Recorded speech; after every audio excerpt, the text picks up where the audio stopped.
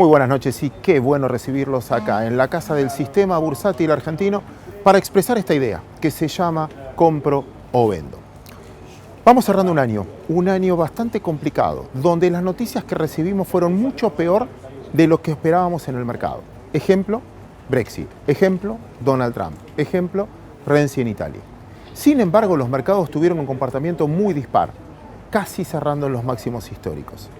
Veamos esa diferencia. Cuando sucedió lo del Brexit, los mercados tardaron una semana en recuperar la caída de precios inicial. De hecho, volvieron a recuperar máximos a la semana. Cuando sucedió lo de Donald Trump, el mercado tardó 2 días en recuperar los máximos históricos.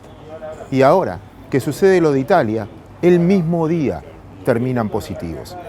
Y acá el punto es, si los mercados están subestimando este cambio que está habiendo en el mundo de representatividad política, o ya formaba parte de los precios, o las expectativas antes lo marcaban y lo que vemos que al mercado lo que le importa es cómo le va a las empresas, independientemente de lo que pase del lado político. No lo sabemos, vamos a tratar de discutir hoy si esto finalmente es una subestimación del problema o una sobreestimación previa del problema, que entonces cuando sucedieron dijeron, bueno, pero tampoco es tan grave, tampoco es el fin del mundo, tampoco las empresas van a dejar de vender o la gente va a dejar de prender las hornallas o lo que fuera, por lo tanto el mercado va a seguir. Lo vamos a discutir con Leo hoy. Primero con Leo Quialba, nuestro invitado para analizar la economía internacional y los mercados locales. Le dimos un descanso merecido al amigo Sergio Berenstein. Luego vamos a hacer también un debate de traders con Federico Saldúa y con Manuel Ollamburu, jóvenes traders para tratar de ver desde su opinión cuáles son los negocios y las acciones del futuro. Dionisio Bosch con su columna y Santiago Roca visitando la bolsa de cereales para ver desde el punto de vista económico y macroeconómico el futuro de las materias primas, dicho sea de paso, entonces el futuro de nuestros ingresos. Señores, sin más pretensiones, arrancamos el programa de hoy.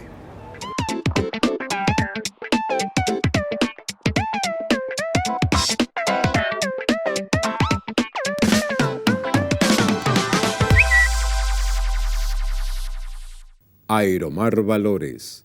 Nuestra experiencia respaldando su futuro. Alternativas de inversión, financiamiento y coberturas en los mercados de valores. www.aeromarvalores.com.ar. Muchas gracias por esperarnos. Bueno, Leo, ya te presenté y presenté también la primera pregunta que te iba a hacer.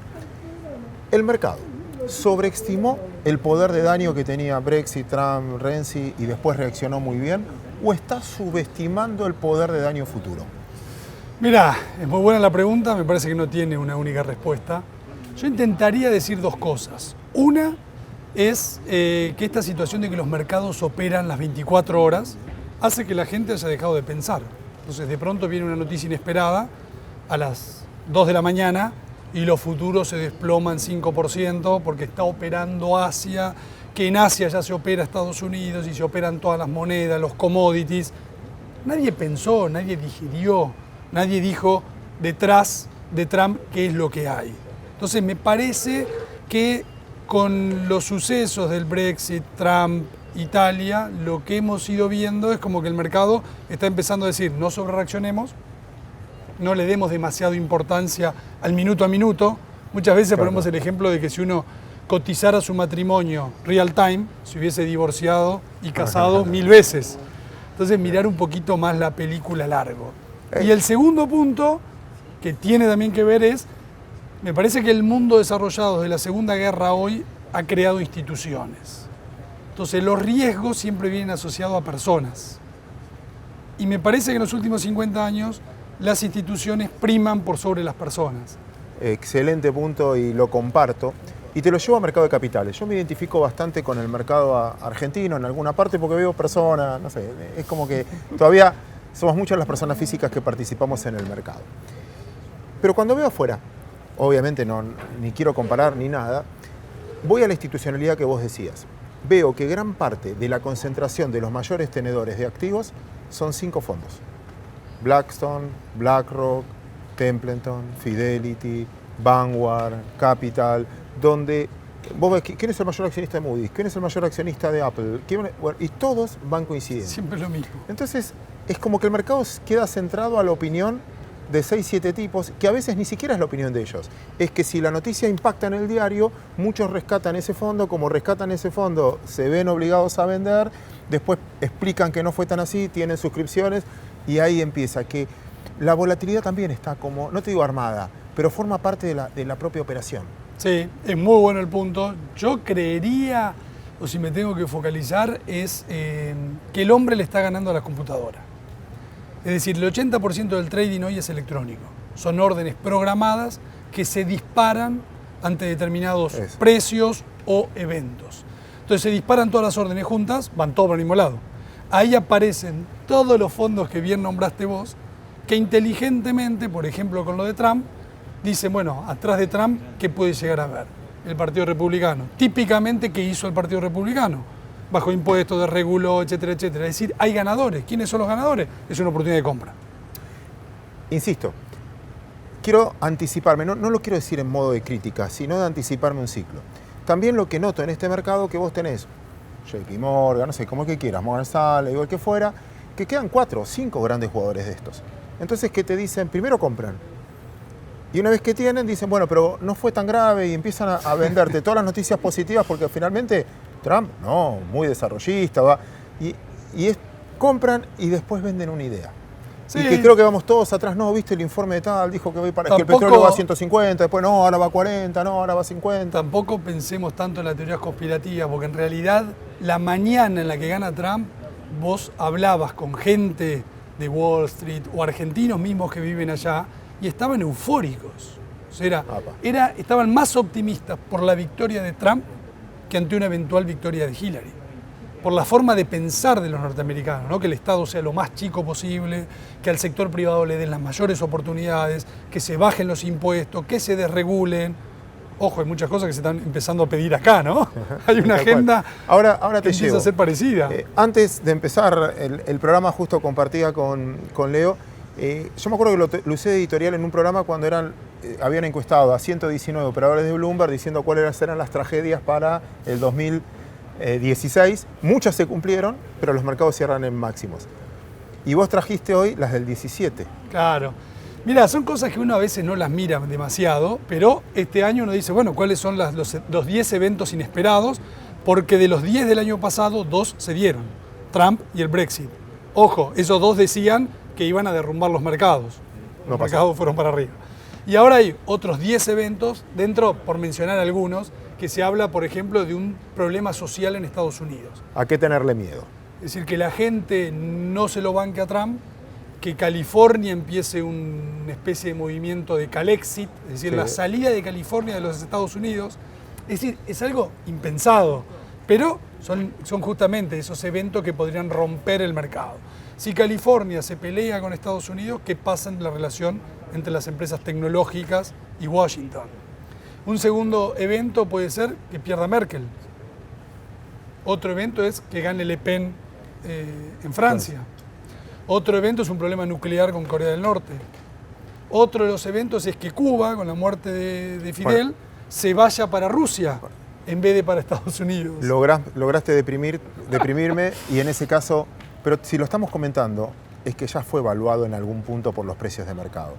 De hecho, todo lo que me dijiste está en los diarios del debate. Sí. Falta que se pelee Donald Trump con Yellen, pero el resto, lo de California, ya son noticias que vienen dando vueltas. Sí, otra es una guerra comercial entre Estados Unidos y China. Son todos eventos de probabilidad ínfima que algunos creo que no serían del todo disruptivos.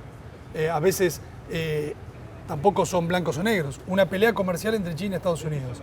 Digamos, puede haber grises, ¿no? Puede ser una negociación, no una pelea. Te llevo a la Argentina. Lo hablábamos con Sergio la semana pasada, un año de Macri. Te pongo una figura, que es la que siento que está pasando. ¿Te gusta? ¿Haces asados? Poco, pero hago. ¿Pero viste no se rían mis amigos. Pero viste que cuando alguien hace un asado, tenés a los opinadores al lado, que te van diciendo, no, ponele más carbón, no, sacale carbón, no, bajale un poquito, no, subirle, poné ahora el pollo, no, ponelo después, no, ponelo al revés. Todos opinando y un tipo transpirando haciendo el laburo. Y lo molesto que es que haya tantos tipos. A veces veo a la Argentina de la misma manera. pocos que hacen y un montón de opinadores, quizás nosotros formamos parte de esos, Sí. que estamos al costado diciendo, no, yo bajaría el déficit, no, yo hubiese devaluado más, no, yo hubiese hecho, todos hubiesen hecho cosas distintas, pero hay que ver qué podías hacer en ese escenario. Sí. Y creo que somos demasiado duros con un año de gestión, teniendo en cuenta el nivel de herencia que había. Totalmente de acuerdo. Creo que el deporte nacional este año ha sido buscar los puntos flojos y criticarlos. Me parece que el gobierno se excedió a Macri en ponerse un 8, básicamente porque había una tarea muy difícil que era recortar los subsidios. Y ahí fallaron. Arreglar con los holdouts era todo un tema, pero era relativamente más fácil.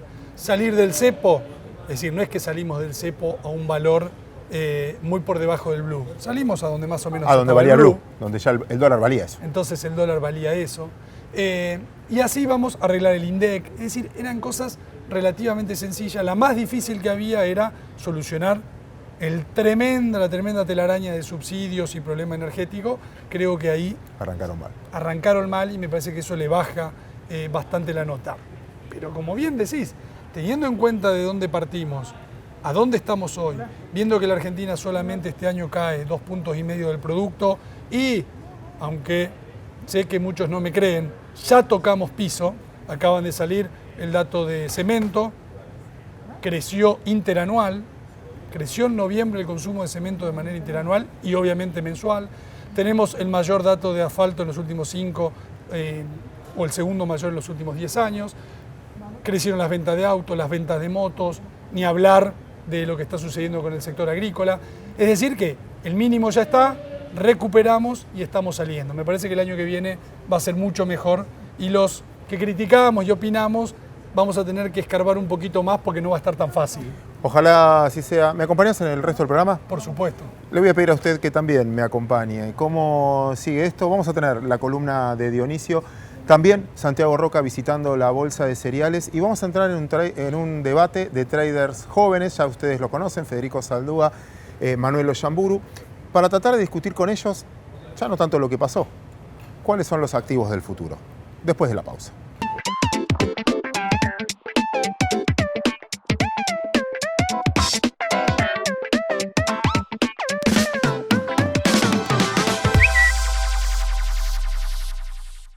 La Argentina se conecta con el mundo. El Merval con usted. Es momento de invertir. Piensa en Merval. El mejor vínculo entre sus inversiones y la producción. Mercado de Valores de Buenos Aires. Bien, estamos en la bolsa de cereales, acá en el recinto de operaciones, donde hoy vemos traccionar la soja como una apertura interesante. Pero estamos con Agustín Tejeda, él es el economista jefe de la bolsa de cereales, y vamos a tratar de que nos ubique dentro de esta cosecha gruesa cuáles son los números que podemos tener para el 2017. Agustín, ¿cómo estás? ¿Qué tal? Mucho gusto. Bueno, Agustín, ¿qué nos podés mirar en esta campaña con lo que podemos buscar como una relación precio-cosecha para esta campaña nueva? Bueno, lo que estamos viendo desde la bolsa de cereales es que esta campaña es una campaña muy optimista, muy positiva. Ha empezado con incrementos récord en la producción en el área sembrada argentina. Nosotros vamos a estar llegando esta campaña 16-17 a algo más de 32 millones de hectáreas y 112 millones de toneladas de granos. Eso es un récord para la Argentina. Y cuando lo contextualizamos vemos aún más la dimensión que puede llegar a tener este incremento, tanto para la economía argentina como para el mercado internacional. Porque lo que estamos analizando es que cuando vemos las noticias que vienen del mercado internacional, vemos que es un mercado internacional sobreofertado, con las producciones récord, especialmente en los Estados Unidos, ¿no?, de maíz, de soja, y por lo tanto con precios, diríamos, a la baja. Mientras tanto, Argentina responde con una cosecha récord, con incrementos aparte muy importantes, especialmente en maíz, donde estamos incrementando en un 30% el área sembrada y en trigo con incrementos de aproximadamente el 20% y también en girasol con incrementos del 40% del área. Lo que vemos es algún retroceso del orden del 5% en la soja. Entonces decimos, ¿por qué Argentina responde de esta manera? Bueno, porque tenemos un nuevo contexto dado por las nuevas políticas, el nuevo set de políticas públicas. El nuevo set de políticas que significa que se ha bajado los derechos de exportación para cereales y que se ha eliminado los cupos de exportación, los famosos ROE. Eso ha traído un poco de aire al margen del productor y el productor ha respondido, como tantas otras veces, a un mejor contexto con mayor producción, con mayor área y también con mayor tecnología. ¿Cuáles son los riesgos que corre el productor cuando tenemos suelos con mucha humedad, por ejemplo, y también tenemos que mirar estos calores que estamos transitando, ¿no? Sí. ¿Es favorable o estamos con algún problema climático?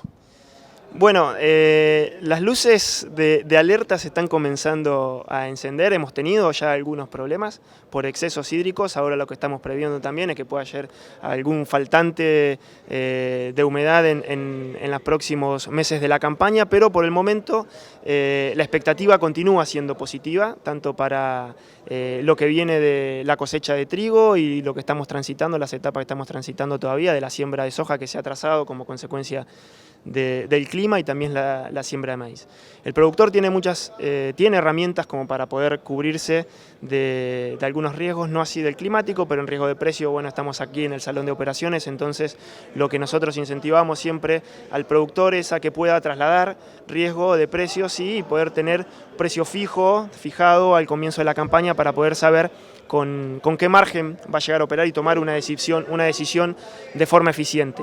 Nosotros al comienzo de esta campaña lo que empezamos, como les decía, especialmente por el cambio de políticas que llevó a que el precio doméstico de Argentina se incremente, no así el precio internacional que venía cayendo, pero como nosotros eliminamos derechos y restricciones a las exportaciones, que lo que hacían era disminuir... Mejora la ecuación. Claro, nos ha mejorado mucho la ecuación respecto de la campaña anterior y por eso el incremento de área. ¿Sí? Tenemos la relación insumo-producto, ha mejorado un 50% el maíz respecto de la campaña anterior, un 30% en soja. Esto quiere decir de que necesitamos, por ejemplo, el maíz, la mitad de la producción que necesitábamos la campaña pasada para comprar la misma cantidad de insumos. Entonces, ahora, si nosotros hablamos de la demanda, ¿no?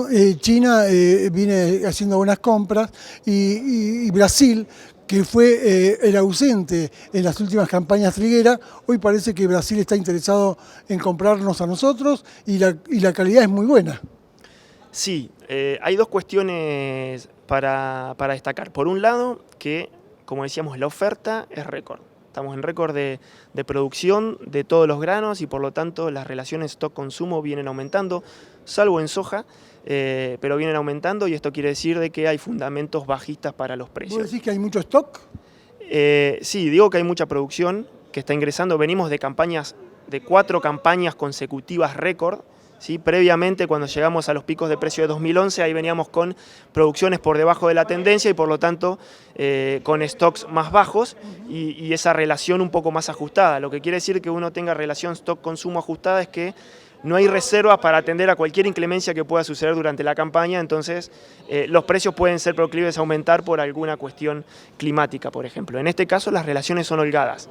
No obstante, lo que vemos es que además de que la producción es récord, la demanda viene siendo récord. Y en las últimas semanas hemos tenido muy buenas noticias, especialmente desde China. ¿Sí? China continúa incrementando sus compras, las exportaciones de los Estados Unidos están por encima del promedio y eso de alguna manera son fundamentos alcistas y han permitido de que esta sobreoferta comience a licuarse en algún punto. Vamos a hacer una pausa y te cuento que lo que vamos a transitar en el próximo bloque es cuáles son los números que manejás para este fin de cosecha, cuánto es el 9% más o menos que va a recaudar y esto lo vamos a estar tratando después de una breve pausa.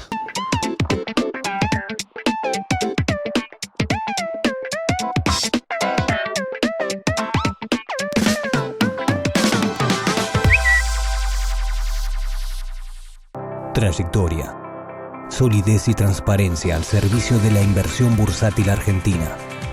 El Merval, Mercado de Valores de Buenos Aires, es una entidad privada que actúa en el contexto económico argentino desde 1929. Bien, ahora sí vamos a hacer un poco el balance económico, ¿no? De cuánto le va a entrar de los flujos de esta cosecha tan buena que estamos programando y diciendo que será la demanda la que nos da un poco de la alegría que vamos a tener en este nuevo escenario del 2017. Bueno, hay dos cuestiones también a destacar. Por un lado, las consecuencias o los efectos de los cambios de políticas que ya hemos visto este año del aporte del agro. Y por otro lado, lo que esperamos que esta cosecha récord pueda aportar a la economía del 2017. El cambio en las políticas lo que llevó es a una normalización de la comercialización y eso ha generado un mayor flujo, ¿sí?, comercial. Las compras, las ventas de los productores comenzaron a normalizarse. Antes teníamos mucha retención esperando algunas medidas, como por ejemplo un ajuste cambiario, y por lo tanto incrementaban los stocks, caían las exportaciones, caía la liquidación de divisas. Hablas del tema cambiario. ¿Este tipo de cambio es realmente relacionado con la baja de las retenciones o queda en una ecuación finita? Bueno, empezamos a ver que ya estamos, sí, con algún problema de competitividad, pero bueno, el agro, con la eliminación de los derechos de exportación, el tipo de cambio que recibe el productor, ¿no?, para alguno de los principales productos, todavía nos mantiene bien competitivos. Sí. Lo que pasa es que los costos son los que, cuando uno hace la planilla de costos, el tipo de cambio, si bien no es lo que puede mirar el productor, sino que son los costos con la inflación y la tasa de interés. Claro. Sí, el productor básicamente mira su margen y lo que estamos viendo es que el precio, y sobre todo ahora con la revaluación del dólar, el precio comienza ya a ajustar un poco. Lo que nos dio cierto alivio también es por el lado de los costos, que con la baja del precio del petróleo, algunos de los costos más importantes del sector, como por ejemplo agroquímicos, han bajado significativamente respecto de la campaña anterior. Entonces eso es lo que nos ha dado, las medidas más la disminución de costos, lo que nos ha dado el colchón, pero en el último tiempo sí, ya con lo que está pasando en el mercado cambiario, más las noticias que vienen del mercado internacional ya para precio de commodity específicamente, la relación comienza nuevamente a estrecharse. O sea, y los fertilizantes que usa en la cosecha gruesa, ¿qué margen le da al productor como para tenerlo con una medida que no sea tan preocupante? ¿Qué margen dice? Bueno, en aumento, por supuesto que una mayor inversión en tecnología, una mayor inversión en fertilizantes y en algunos otros agroquímicos mejora la producción, mejora la calidad, especialmente en trigo, donde el productor puede recibir un premio importante por una mayor calidad, que es lo que ha pasado en las campañas anteriores. Esperaremos a ver qué es lo que sucede con la calidad triguera este año, pero la panadería ha pagado algún premio por la calidad y por lo tanto todo eso mejora el margen y los números del productor. Vos me marcaste recién, estamos en el salón de operaciones, y que el productor puede hedgearse un poquito acá para marcar parte de la producción vendiéndola anticipada. Sí, eso es lo que nosotros recomendamos. En Argentina, bueno, decíamos, tenemos la herramienta del mercado de futuros. Lamentablemente no tenemos un mercado de seguros al estilo norteamericano, con una política pública bien decidida a que el productor pueda trasladar otro tipo de riesgos también hacia el Estado, y por lo tanto la opción que le queda al productor para no estar librado al riesgo de precio internacional con precios cada vez más volátiles es hedgearse en el mercado de futuros y poder trabajar durante toda la campaña ya con un margen cierto. Volviendo al aporte del sector a la economía, lo que nosotros estamos esperando es que esta campaña extraordinaria lo que haga sea incrementar en un 20% aproximadamente el valor bruto de la producción de la agroindustria. O sea, además de las ventajas y del aumento en la liquidación de divisas, del aumento de ingreso de camiones, del aumento en la inversión en tecnología que hemos tenido este año con compras de insumos, lo que esperamos que para el año que viene el sector aumente en un 20% su valor bruto, que aumente en un 27% su valor agregado y por lo tanto que contribuya en un 20% a lo que la economía va a crecer durante el año que viene. ¿Y los fletes que tienen mucha incidencia, tanto terrestre como los vapores que van a China? Sí, los fletes marítimos han bajado significativamente en los últimos tiempos y por lo tanto el principal problema que tenemos en Argentina son los costos logísticos internos.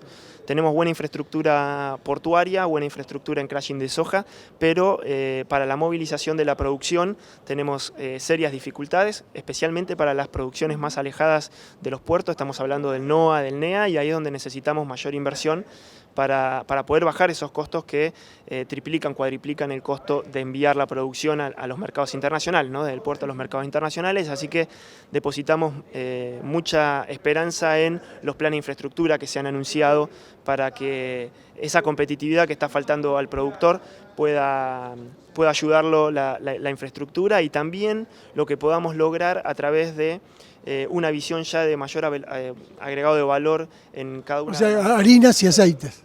Claro, harinas, aceites. Eso básicamente estamos en todo lo que es el polo de crushing sojero en la zona de Rosario, pero hay otras posibilidades que nos pueden dar una visión un poco más de lo que nosotros denominamos la bioeconomía, ¿sí? De poder agregar valor y procesar con mayor eficiencia la biomasa en cada una de las regiones. Entonces estamos hablando de, por ejemplo, plantas de etanol en el interior del país, que puedan ayudar a que la biomasa no tenga que ser, la producción no tenga que ser trasladada hacia los puertos, sino que pueda ser procesada y agregando ese valor en cada una de las regiones. Cuando hablamos del etanol, ¿el etanol va a ser un componente para los combustibles? Sí, bueno, de hecho Argentina ya tiene cortes obligatorios, tanto para biodiesel como para etanol. El precio del petróleo es una variable muy importante en esa ecuación. Esperaremos a ver qué sucede con el precio después de los acuerdos que ha anunciado la OPEP recientemente, pero nosotros tenemos un corte obligatorio del 10% para los biocombustibles a nivel interno, y eso es lo que ha sostenido a la industria en el último tiempo, vistas las grandes dificultades que tuvimos para la exportación por algunas medidas arancelarias que nos ha impuesto la Unión Europea. Agustín, en valor agregado, y hablamos, ¿quiénes son los que compran aceite de soja en los países sacando a China del medio? Bueno, bien decía, sacando a China, porque China ha disminuido mucho las compras de Argentina. China era el principal importador de aceite de soja de China, pero en el año 2010 comenzamos con una barrera no arancelaria que limitó las compras y luego nos han recuperado. China tiene un proceso de favorecer el crushing, el procesamiento interno del poroto, y por lo tanto comprar poroto y dejar de abastecerse de aceite. Y entonces se han abierto algunos otros mercados. El biodiesel fue una primera salida, luego, como decía, tuvimos algunas dificultades para colocar el biodiesel en mercados externos por barreras arancelarias que recientemente se han levantado, y hemos encontrado algunos otros destinos en otros países asiáticos, en Irán, en India, en algunos países latinoamericanos también, para colocar el aceite de soja. Agustín Tejeda, gracias por tu análisis, y otra vez vamos a ver más profundo mirando quizás los mercados que Argentina debe recuperar, ¿no? Sí, Argentina tiene mucha tarea por hacer. Las exportaciones que vamos a tener esta campaña, sí, que nos convierten, por ejemplo, ratifican nuestro lugar como segundo exportador mundial de maíz, nos ayudan. El saldo exportable para trigo nos va a ayudar a recuperar el mercado brasilero, pero tenemos mucho que hacer, aparte en un mundo que está negociando ventajas arancelarias, nuestros principales competidores con nuestros principales mercados, y entonces ahí hay una agenda de negociaciones, de mejora de acceso a los mercados que tenemos que encarar si queremos que la producción continúe el sendero de crecimiento. Gracias, Agustín. Bueno, nosotros aquí quisimos trasladar un poco lo que pasa en el mercado granario a la economía argentina. Ahora sí, pasamos a Claudio Suchovicki.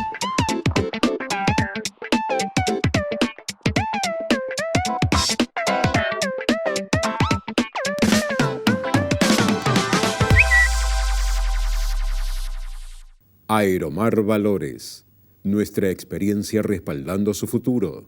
Alternativas de inversión, financiamiento y coberturas en los mercados de valores.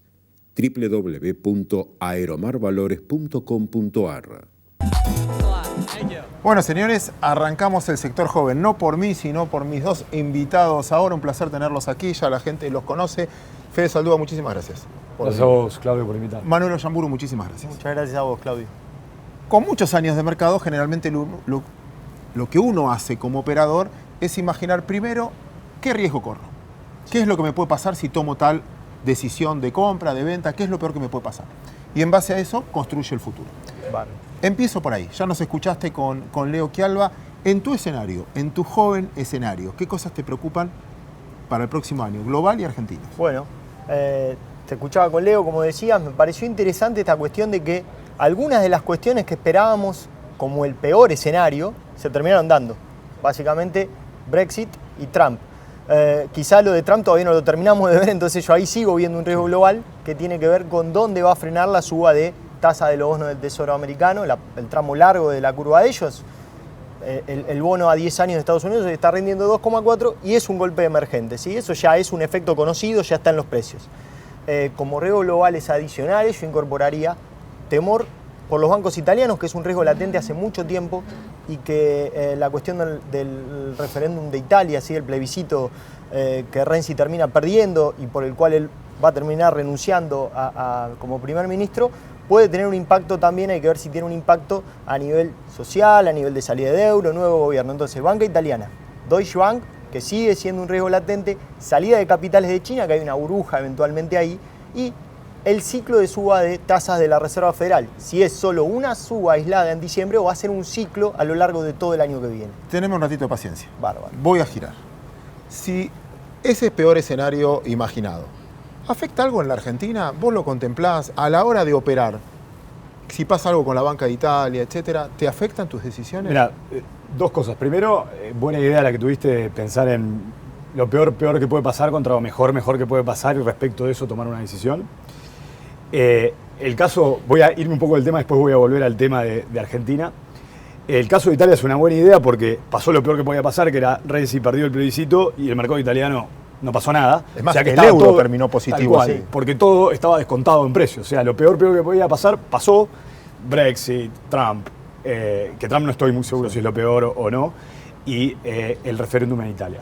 Ahora, en Argentina, para volver a tu pregunta, yo creo que estamos bastante aislados y tenemos que pensar más en términos locales de si la actividad económica arranca o no. Yo creo que la suba de tasas de afuera puede afectar, pero en realidad es tanto el spread que todavía queda mucho por comprimir, por lo tanto eso no nos debería afectar por lo menos en el corto y mediano plazo. Y tenemos que pensar más en términos políticos y de elecciones, y si sigue Macri el año que viene, en el sentido no de decir, porque seguir va a seguir, sino si gana las elecciones de medio término o no gana las elecciones de medio término la coalición de Macri. Me gustó tu idea ahora, déjame insistir con ella.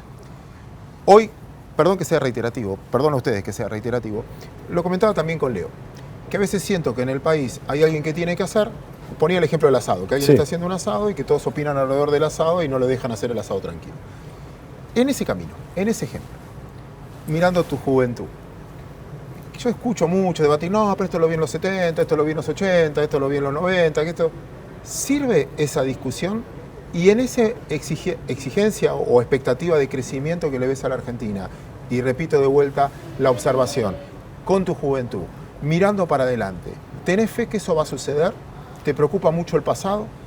Bueno, si no tuviésemos fe, lo que te digo siempre, si no tuviésemos fe, no estaríamos acá. Tal cual, para bien o para mal. Obviamente las experiencias pasadas siempre sirven, uno siempre hace el chiste de this time is different, en el sentido de que uno, si se basa en la historia, han pasado cosas, la historia tiende a repetirse, pero bueno, creo que la historia se repite a veces, pero con distintos matices. Y otro protagonista. Y otro protagonista. Así que me parece que tenemos que mantener viva la esperanza, sobre todo en Argentina, donde nos ha ido mal desde la década del 30 hasta ahora relativamente al resto del mundo. Tenemos que tener la esperanza de que esta vez... Te lo compro. Y déjame preguntarlo más directo. Sí. Dame motivos por el cual tengo que tener fe que el 2017 va a ser mejor que el 2016. Bueno, generalmente los años impares en Argentina, por un tema de electoral, para las acciones... Me estás contestando con el pasado. Para las acciones, como son años de expansión, generalmente de producto, suelen ser buenos. Creo que muchos de los ajustes que se tenían que dar en Argentina se dieron. Creo que uno no tiene idea de la cantidad de ajustes que se hicieron en Argentina que parecían imposibles al principio del gobierno de Macri. Salimos de un tipo de cambio básicamente fijo a uno flotante por primera vez en la historia argentina. Creo que esto es espectacular trabajo del Banco Central. La verdad que uno de las pocas personas que siempre hablaba de que no había peligro en salir a un tipo de cambio flotante de una era Lucas Leach, que ahora es director del Banco Central. Y finalmente tuvo razón, se han hecho ajustes gigantescos y hay que tener en cuenta eso. Me parece importantísimo no perder la distancia de esos ajustes que se han hecho y creo que el año que viene sí va a ser un año de expansión y por eso me parece que hay que estar positivo. ¿Te convenció Fede? Sí, con muchas cosas compro lo que dijo, en otras no tanto. yo hablé un poco de los riesgos globales, que no significa que tengan que ser negativos necesariamente. Son eventos que eventualmente generan más volatilidad en los mercados, y me baso en la idea esta del riesgo financiero como algo más volátil. Esta idea de que el resultado esperado finalmente no se termine dando. Creo que lo que estamos aprendiendo en los últimos años es que los mercados, más allá de la economía, los mercados están teniendo una capacidad para digerir cualquier cosa, pase lo que pase, positivo o negativo, a una velocidad impresionante, muy pocas veces vistas en la historia, ¿sí? Cualquier evento es muy fácilmente digerido por el mercado, y yo no sé hasta qué punto gran parte de esto nos empezó a ver post-Lehman con la política monetaria de la Fed. Por eso no es un tema menor lo que pasó con la política monetaria de la Reserva Federal y esta capacidad de los mercados para digerir cualquier noticia y seguir subiendo, y no sé hasta qué punto no se están de alguna manera subestimando riesgos por todos lados.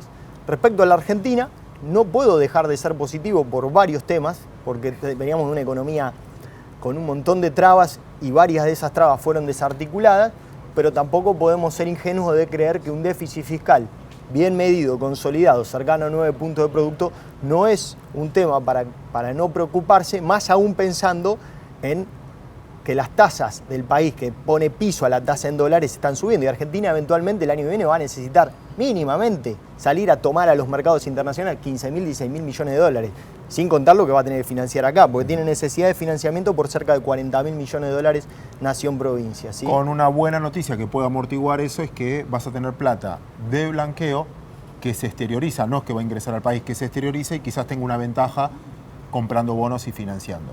Déjame, igual me encantó y comparto lo que me decís, y me parece bueno poner sobre la agenda el tema del déficit para que se ocupen y preocupen y mirando para adelante. Ahora, bájame todo esto que vos decías recién dentro de una cartera de inversión en la que tu generación se siente cómodo, porque también quiero hacer esa división generacional donde a veces un tuit es tan relevante como un informe de 40 páginas. Sí, de hecho, creo que te voy a robar algo que creo que una vez lo dijiste vos. Hoy se opera mucho mirando tweets, se opera más mirando Twitter que por ahí leyendo un gran informe. Hoy operamos mucho con redes, y por eso de alguna manera no estamos tan informados como creemos, porque nos informamos con pequeñas noticias y operamos rápidamente en base a eso. Claro, sabemos títulos, pero no leemos el pero contenido. No sabemos tanto el contenido. Y creo que algo de lo que dijo Leo me pareció interesante, esta cuestión de la vorágine del mercado, de operar todo el tiempo. Sale una noticia y son 2 horas de los futuros del S&P desplomándose cuando gana Trump, y al otro día ya estaban subiendo en Estados Unidos, ¿sí? Entonces, eso me parece interesante. El mercado de alguna manera devora las noticias, la información, y automáticamente ya cambia el rumbo o sigue el ciclo de tendencia alcista. Respecto a una cartera, entiendo que cuando hablas de nuestra generación estás pensando en alguien que tiene capacidad para posicionarse en más largo plazo y a asumir más riesgos. Desde ese punto de vista, siempre, más allá de la diversificación lógica, siempre es recomendable tener un 60% de la cartera, 50% como mínimo en acciones, ¿sí?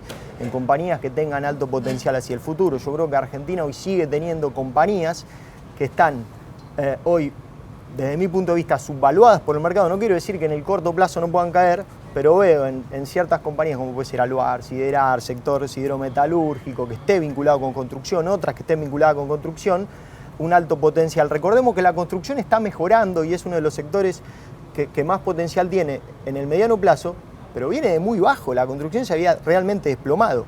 El crecimiento de 2017 va a existir porque 2016 es un año que va a cerrar con cerca de 2,5 puntos de caída del producto. El tema es si logramos un crecimiento sostenido, ¿sí? Crecimiento de oferta, no porque la demanda vuelve a presionar oferta y discutimos inflación, sino crecimiento de oferta basado en la inversión. Y una transformación que es muy importante marcarla también, que las empresas ganen dinero genuinamente y no por la inflación, no porque no hay ajuste de inflación, que a veces es lo que perturba los balances. Te dejo descansar un poquito. Fede, voy a vos, escuchaste a Manuel recién y te pregunto casi lo mismo. Bueno, acá el negocio es comprar $1 por menos de $1. O sea, coincido con Manu en el sentido de que hay muchas compañías que deberían valer más de lo que valen, que la actividad va a andar mejor el año que viene, por tanto muchos sectores como la construcción van a mejorar en Argentina, y creo que uno como se posiciona en Argentina tiene que posicionarse a largo plazo, tiene que ser positivo. Hay experiencias para decir esta vez fue diferente, que es un poco lo que estábamos diciendo hoy. Tenés Chile, tenés Perú, tenés Colombia, hay un montón de casos en nuestra región donde realmente este nuevo ciclo fue un nuevo ciclo medio de largo plazo. En el caso de Chile es un caso espectacular y muchas cosas que está haciendo Argentina, especialmente el Banco Central, tienen mucho que ver con la experiencia chilena. Así que estoy de acuerdo con vos, y eso está atado a la idea de que las ganancias tienen que ser genuinas y no por inflación, y por eso este invento del Banco Central de las unidades de valor adquisitivo y tal. Déjame repreguntarte ahora a nivel personal. Sí. Viviste fuera de la Argentina, volviste a la Argentina y una de tus actividades últimamente es no solo mirar de acciones, sino mirar compañías directamente, tratar de buscar oportunidades en las compañías. ¿Encontrás? ¿Hay muchas en venta? ¿Hay más compradores que vendedores? ¿El negocio original, el negocio primario, cómo viene? Creo que muchos deals dando vueltas, aún son difíciles de ejecutar. Hay mucha gente mirando y poca gente poniendo plata. Creo que es natural, eso igual, no hay que asustarse. Hay mucha gente mirando el caso de Argentina, poca gente mirando poniendo dinero, digamos, pero creo que eso va a suceder con el tiempo.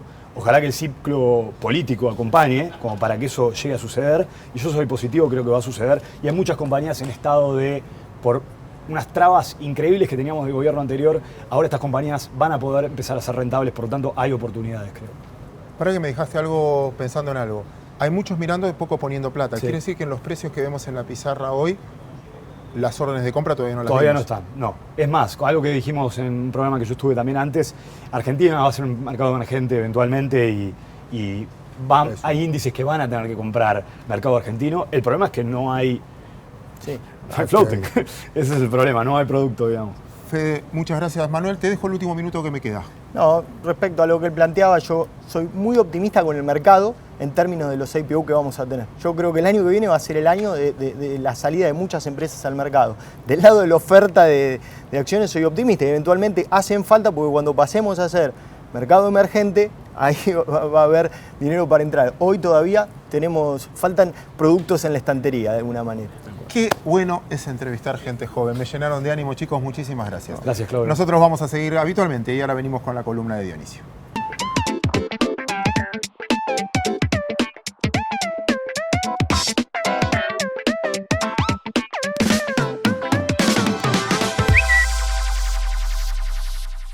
Estamos construyendo un nuevo mercado federal. Bolsas y Mercados Argentinos surge de una alianza federal de gran trayectoria para expandir el mercado argentino. Llega para brindar el mejor servicio y la más alta calidad en inversiones bursátiles. Bolsas y Mercados Argentinos, el mercado que la Argentina necesita. Buenas noches, soy Dionisio Bosch y les pido que me acompañen un par de minutos. La definición más usual que usamos en economía sobre proyecciones financieras o proyecciones económicas es la de Henri Tal en Applied Economics Forecasting de 1966. La definición lo que dice es: una predicción económica puede llamarse científica si está formulada como una predicción verificable por medio de un método explícitamente definido que pueda ser reproducido y comprobado. Lo curioso es que esta definición no dice nada que la predicción tiene que ser certera. El domingo pasado hablamos de la incapacidad de los administradores profesionales de cartera para obtener rendimientos por encima de los de una cartera boba o tan siquiera para compensar los gastos de sus propios costos. Nos quedó pendiente el tema de los analistas. Lo que vemos en el gráfico es las predicciones del consenso de Wall Street para el año siguiente, desde el año 2000 hasta el año 2017. En promedio, los analistas proyectaron para el año siguiente un incremento de Standard & Poor's del 9%, cuando el incremento real fue de apenas el 4%. En el 77% de las oportunidades, el error fue de más de un 33%.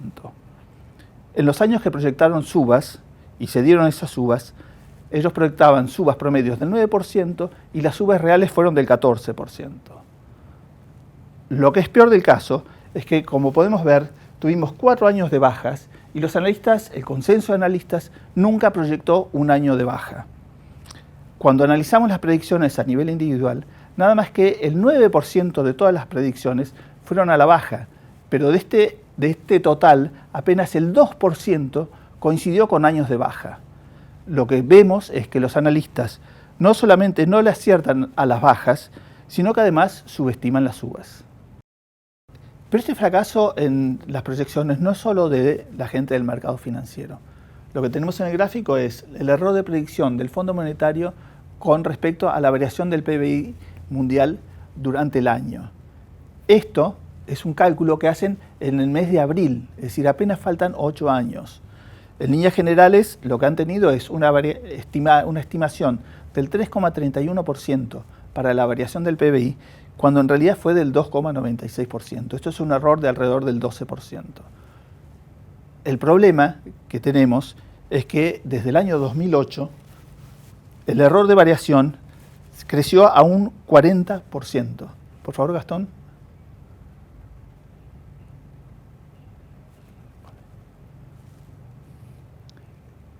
Eso, señores televidentes, es un error del 40%.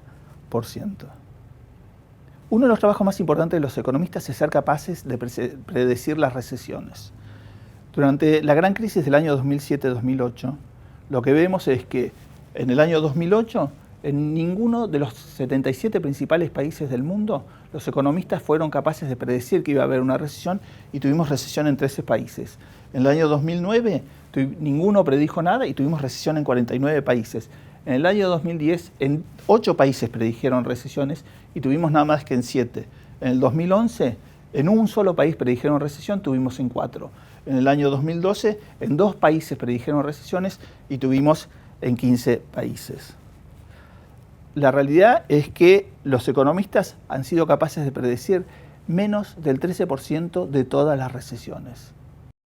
Con más de 400 PhDs o doctores en economía y en finanzas, la Reserva Federal de Estados Unidos debería ser el organismo del mundo con mayor capacidad de recolección de datos, análisis y capacidad de efectuar proyecciones. Sin embargo, cuando vemos sus resultados, la Fed realiza 4 encuestas a lo largo del año en las cuales hace proyecciones de lo que va a pasar a fin de ese año y en los años subsiguientes. Cuando vemos las proyecciones para el año inmediato o para el año corriente, lo que vemos es que respecto a la variación del Producto Bruto Anual, la Reserva Federal apenas ha acertado en el 10% de los casos. Cuando vemos desempleo, en menos del 30%. Cuando vemos inflación, han acertado en apenas el 25%. En total, la Reserva Federal ha acertado apenas un 20% de todas sus predicciones. No importa demasiado su nombre, lo que tenemos en la pantalla son las predicciones sobre la variación del Producto Bruto para el año siguiente de uno de los principales economistas argentinos, de esos que salen mucho en televisión y que son entrevistados en los periódicos. Históricamente, este buen señor ha proyectado un crecimiento del Producto Bruto de más del 4,7% anual, cuando en realidad fue de un 2,5%. Es un error del 89% en sus predicciones. No doy su nombre porque es apenas uno más del montón de analistas económicos que tenemos pululando por el país. Ni la gente del mercado, ni los economistas, ni los organismos internacionales son capaces de proyectar lo que va a pasar en el próximo año o tan siquiera en los próximos meses con algún grado de certeza suficiente. Esto no significa que las proyecciones sean totalmente inútiles, sino que tenemos que entender cuáles son las limitaciones que tienen las proyecciones y nunca las tenemos que tomar como una verdad revelada. Le pueden llamar brotes verdes, le pueden llamar encuesta REN del Banco Central o como quieran.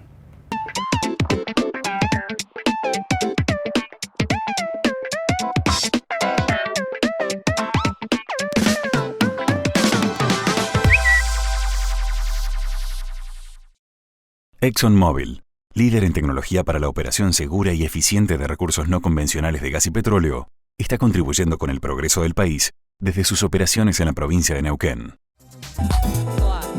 Tramo final del programa de hoy. Leo, gracias por quedarte hasta el final. ¿Hay algo que no hayamos dicho o que no se haya dicho en el transcurso del programa que el televidente tenga que saber? Mirá, por ahí mirando un poco la semana que viene, ¿no? Que viene el evento de la Fed con ya nuevo presidente, con lo cual, paradójicamente, una de las cosas que se pensaba es que si llegaba a ganar Trump, la Fed no iba a poder moverse. Y fíjate que con todo el movimiento de tasas para arriba, el consenso casi es absoluto de que no va a ser. Que la semana que viene no va a haber ninguna sorpresa. La Fed va a ajustar otro cuartito la tasa y no creo que genere demasiado volatilidad y ruido. Ahora, también uno se tiene que preguntar los motivos por pasan las cosas. Ejemplo, una cosa es decir, sube la tasa porque le tengo miedo al deudor y le subo la tasa por miedo a la incobrabilidad, y otra cosa es subo la tasa porque hay demanda de dinero, porque creo que va a haber crecimiento. Y esa es la diferencia de que uno tiene que ver si es malo o bueno para los mercados. Sí, yo muchas veces lo resumo diciendo lo que es fatal y que vos explicás cualquiera de las últimas crisis de los últimos 50 y hasta 100 años es la suba de tasa por inflación. Esa es la que te aniquila. Claro. Cuando te ponen la tasa de interés real altísimo para enfriarte la economía, porque si hay inflación es sinónimo a una economía recalentada. Me hace acordar un debate interno a un país. Cualquier similitud con nuestro país es pura casualidad. Entonces, ese es el punto que vos muy bien lo mencionás. Esta es una suba de todas las tasas, apostando, y de hecho la OCDE acaba de publicar su proyección de crecimiento y le pone un crecimiento esperado mayor en 2016-17, perdón, 17-18, por el impulso fiscal norteamericano. Vamos a cerrar de nuevo con la Argentina y te llevo al día a día. Una de las cosas de las claves, sobre todo el último mes, fue la caída de los bonos largos y una recuperación y un arbitraje a los bonos intermedios, o sea, el discount o el bono par con respecto al Bonar 24 o incluso, pero ahí está medio camuflado por el blanqueo del Bonar 10, pero vamos al Bonar 24, comparándolo con el discount o el Bonar 46. ¿Dónde te sentís más cómodo con la última baja de precios si te hace cambiar esa comodidad? Mira, definitivamente creo que se abre una ventana enorme para pensar en pasarse de nuevo a la parte larga. ¿Qué es lo más difícil? Como todo en los mercados, es el timing. O sea, ¿cuándo es el momento particular para hacer ese movimiento, ya no como un movimiento de trading, sino como un movimiento un poquito más genuino? Creo que de acá a fin de año puede haber alguna oportunidad más de trading, que los bonos reboten, vuelvan a caer, pero me parece que más sobre la primer parte del año que viene es donde va a estar la oportunidad de pasarse, como bien decís, a los discount, al 36, al 26, porque ahí es cuando la plata va a volver a entrar. De acá a fin de año está todo el mundo pensando más en ir a comprar los regalos de fin de año que en ponerse a tomar posiciones de riesgo en un contexto donde todavía ni Trump asumió. Una de las cosas que también escuché y que vale la pena ver si lo podemos mensurar ambos ahora aquí es, bueno, Argentina necesita emitir mucha deuda el próximo año, sigue teniendo un déficit fiscal enorme y va a tener que cubrir una brecha de 20, 30 mil millones de dólares. Y una cosa era un escenario en 2016 con tasas negativas y otro caso va a ser el escenario 2017. ¿Hasta qué punto? ¿Hasta qué nivel de tasas? De 30 años, de 10 años de los Estados Unidos es, bueno, será medio punto más, medio punto menos, pero estamos discutiendo maquillaje y cuánto a qué nivel de tasa ya es un cambio estructural. Mira, va a depender de nosotros. Puede ser que con una tasa a 30 años en 5, la Argentina dentro de 2 años consiga plata, pero el riesgo país va a tener que ser de 200. Es decir, si es cierto que en la cumbre de Mar del Plata, el retiro espiritual, el presidente dijo, hasta acá llegamos en materia de gasto público, y empiezan a concentrarse y a materializarse en lo que es la baja del principal concepto, que son los subsidios. Entonces, puede hacer que suba la tasa de Estados Unidos, pero baje el riesgo país. Si la suba de tasa nos encuentra con 5 puntos de déficit primario, va a haber alguien que va a pasar por el parabrisas. Y ojo, que podemos llegar a ser nosotros. Está muy bien. Sonrío porque me tienta hacerte una pregunta política para cerrar. ¿En qué brete me vas a meter? No, porque comparto, o sea, me voy a sumar a la respuesta también, pero quiero tener una respuesta económica o financiera leyendo los precios del mercado a una inquietud política que escuché el otro día en un amigo. La pregunta reacciona porque lo que te escuchaba vos de la cumbre Mar del Plata. La pregunta es, o la observación es, ¿son tan hábiles políticamente que están fijando una estrategia para que plantearte las peores noticias ahora, para empezar a crecer y antes de las elecciones te agarren con números muy positivos? Porque ¿qué me sirve mostrar números buenos hoy si la gente se va a olvidar en mayo, abril y no me van a poder votar después? Esto está tan programado y está tan pensado que dicen, bueno, te di el número de la pobreza en el peor momento porque sé que ahora van a empezar a mejorar. Te tiro lo de, no sé, lo que fuera, el examen PISA, de lo que vos quieras. todo lo malo ahora porque entiendo que cada punto a partir de ahora va a generar la sensación térmica y voy a llegar en mi mejor momento previo a las elecciones. El peronismo lo ve y dice, no, prefiero contaminar la calle ahora. O, la verdad, no tienen un plan, que es otra cosa que escuché, van día a día, ahora hacemos, van por las encuestas. Si te guías por el mercado y los precios, perdón lo extenso de la pregunta, ¿con cuál de las dos respuestas te identificás? Mira, tendería a quedarme con la primera, porque si tengo que asociar, por ejemplo, el menor nivel de consumo de cemento se dio en abril de este año. Ese fue el mínimo. A partir de ahí es todo recuperación. Es decir, las pocas noticias buenas que hay no se difunden. ¿Por qué no se difunden? ¿Las estoy guardando? Entonces, tendería a pensar más con el primer pensamiento que vos tuviste. Es decir, que el gobierno está tratando de acumular todos los brotes verdes para mostrarlos ya mucho más activos a la gente cuando vuelva de las vacaciones. Que en definitiva, como siempre dicen los analistas políticos, si la cosa empieza a sentirse, una cosa que yo diga que el mínimo ya fue, de ahí a que la gente lo sienta, hay bastante distancia. Lo empieza a sentir después de que vuelva de las vacaciones. Si eso dura hasta octubre, ojo que el resultado electoral puede ser muy distinto al que se está planteando hoy. Claro, porque también es como un plebiscito a una gestión, entonces Exacto. es donde queda.